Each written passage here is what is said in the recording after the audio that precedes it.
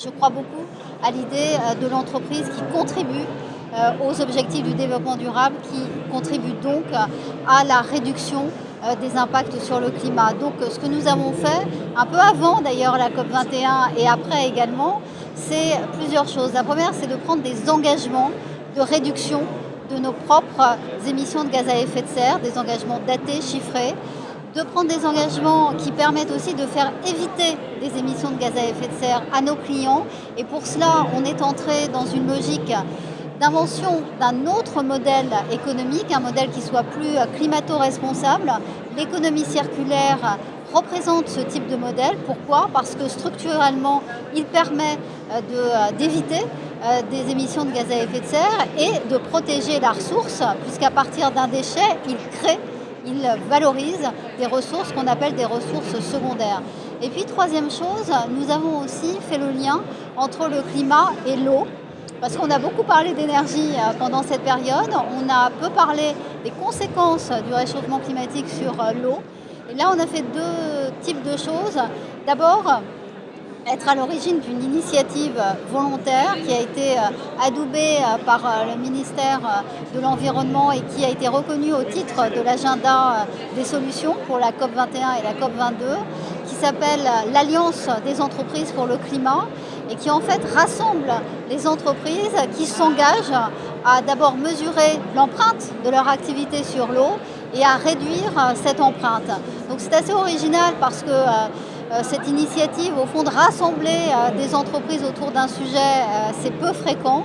C'est pas facile d'ailleurs, justement parce que c'est nouveau.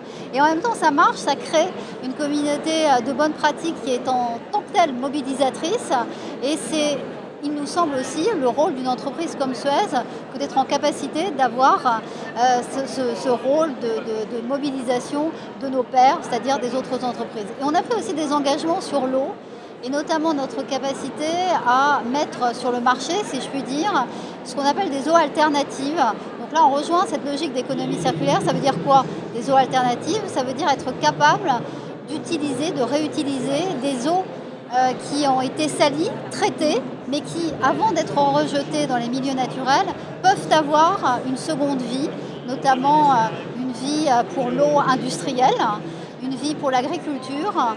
Donc on s'est engagé à multiplier par 3 notre capacité à proposer à nos clients ce type d'eau alternative, parce qu'on pense que c'est ça qui va pouvoir permettre de répondre à cet enjeu du stress hydrique qui est immense.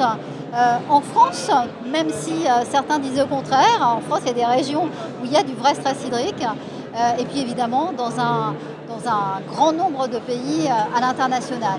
Et puis on prépare la COP 22 à Suez, voilà, parce que tout cela ne s'arrête pas. La COP 21 a été un tremplin, donc il s'agit de continuer cette mobilisation. On est en pleine transformation en fait de nos modèles, donc il faut soutenir les pouvoirs publics dans leur volonté de faire de la COP 22 probablement pas un événement tel que la COP 21, parce que l'enjeu est différent, mais l'enjeu est aussi capital là, c'est-à-dire celui de la mise en œuvre, et probablement la COP de l'Afrique, du Maroc bien sûr, mais aussi de l'Afrique, et qui certainement posera la question de relations nord-sud un peu différentes, de transfert de technologies, du savoir-faire différent, beaucoup plus équilibré entre le nord et le sud. Pourquoi? Parce que le Nord a autant à apprendre du Sud que l'inverse.